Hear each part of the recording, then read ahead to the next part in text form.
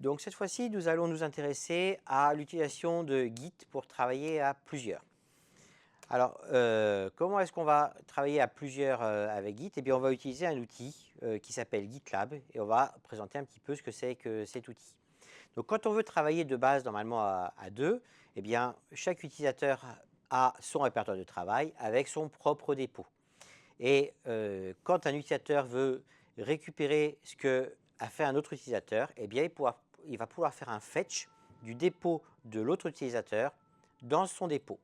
Et ça va avoir pour effet d'importer les branches du dépôt du premier utilisateur, donc celui qui est en bleu là, dans le dépôt de l'utilisateur qui ici est en mauve. Ensuite, eh bien, on va essayer de fusionner ce qu'a fait l'autre utilisateur dans ce qu'on a fait nous, comme on faisait de la fusion de branches normalement. Ça, c'est l'opération merge. Ensuite, évidemment, on va pouvoir travailler sur son projet. Et puis, quand on a fait la nouvelle version, eh bien, on va faire un commit pour stocker dans notre dépôt la nouvelle version. Ce qui est important de bien comprendre, c'est que le merge, il se fait bien dans notre répertoire, pas directement dans le dépôt. Donc, il faut bien faire ce commit après. Et puis ensuite, si on veut transférer ce qu'on a fait dans le dépôt du premier utilisateur, on pourra faire un push qui va transférer notre branche dans la branche de même nom de l'autre utilisateur. Et les étapes fetch et merge, comme on les fait en général quasiment systématiquement ensemble, c'est rare qu'on fasse un fetch sans faire le merge, eh bien il existe une commande pull qui permet de faire les deux directement. Si on veut travailler avec à plusieurs personnes, plus que deux, eh bien on peut avoir une version totalement décentralisée et chaque utilisateur peut interagir avec n'importe quel autre utilisateur, toujours via des fetch et des push au niveau des dépôts. L'inconvénient de tout ça, c'est que ça maintient des bouts de code un petit peu partout. Alors chaque fois qu'on fait évidemment un fetch, on récupère tout le travail qu'a fait l'autre utilisateur, mais on n'a pas à un moment, de manière sûre, tout le projet à un endroit. Donc après, on peut passer à une version totalement centralisée.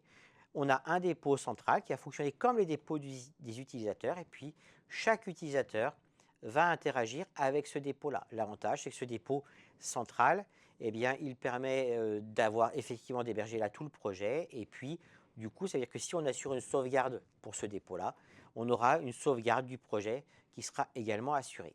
Alors après, par contre, l'inconvénient, c'est que ça nécessite, pour travailler à deux, de toujours avoir cette connexion au dépôt central. Donc imaginons maintenant que on est deux développeurs qui sont en train de faire un voyage en train, qui n'ont pas d'accès à Internet dans le train, ils aimeraient pouvoir échanger le code qu'ils font, ils ne peuvent pas passer par le dépôt central. Mais ça, ce n'est pas grave, puisque avec Git, on va pouvoir passer dans ce cas-là, eh bien, les dépôts des deux utilisateurs pourront quand même dialoguer toujours via les mêmes commandes. Alors évidemment, temporairement, ce qu'ils vont faire ne va pas être mis dans le dépôt central, mais ça ne les empêche pas de travailler ensemble et que ce que fait l'un bénéficie à ce que c'est l'autre.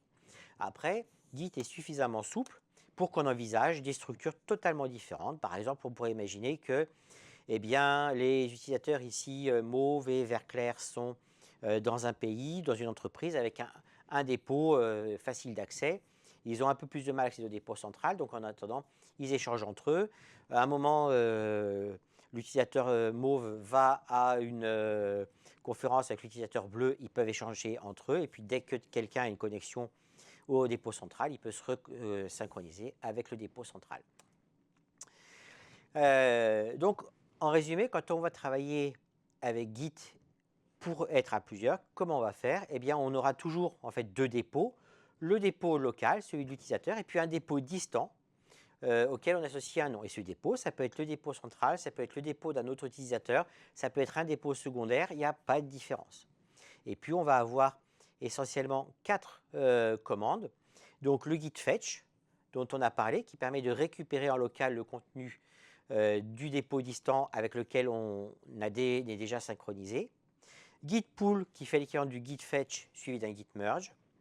Git push, qui permet de transférer l'état actuel de notre dépôt dans le dépôt distant et on transfère tout l'historique. Et enfin, git clone, qui va permettre de créer un dépôt local à partir d'un dépôt distant. Donc en fait, c'est avec cette commande git clone souvent qu'on va initier le travail à partir d'un dépôt distant. Alors pour faciliter un petit peu les choses au niveau de tout ça, on peut avoir une interface web qui va aider un petit peu à contrôler ce dépôt distant, voir ce qu'il y a dessus et l'administrer.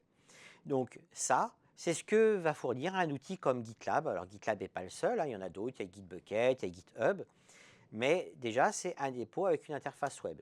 Et puis ça va être même un petit peu plus général, puisque une instance de GitLab va pouvoir héberger de nombreux dépôts qui se feront d'ailleurs dans des groupes, et on pourra comme ça avoir une administration au niveau des groupes, une administration au niveau des dépôts. Chaque utilisateur aura son propre dépôt, son propre groupe, et puis pourra créer les groupes qu'il veut. Donc voilà, ces outils-là sont vraiment des outils qui vont aider à travailler comme ça à plusieurs et à gérer les droits entre les différents membres d'un projet. Donc si on résume un petit peu ce que font ces outils, ils permettent de gérer de multiples dépôts Git, ce qui va faciliter le travail à plusieurs. On a une interface web, ce qui facilite l'interaction. On verra qu'ils vont permettre de gérer ce qu'on va appeler des merge requests pour contrôler un petit peu les modifications que fait un utilisateur. Ils permettront éventuellement d'avoir des outils qui permettent de faciliter l'intégration continue, c'est-à-dire le fait que dès que quelqu'un met une nouvelle version, eh bien, il y a automatiquement une construction, par exemple, de l'application qui est refaite. Et puis pour les utiliser, eh bien, on peut utiliser soit les sites généraux, donc gitlab.com ou github.com, ou alors on peut avoir une installation en local, et notamment pour GitLab, ça c'est gratuit. L'avantage d'avoir une installation en local, c'est que du coup on sait que les projets sont hébergés au sein de l'entreprise, et pour un certain nombre de problèmes législatifs ou de sécurité, ça peut être rassurant. Mais c'est vrai qu'il y a un coût en plus au niveau du temps que cela prend.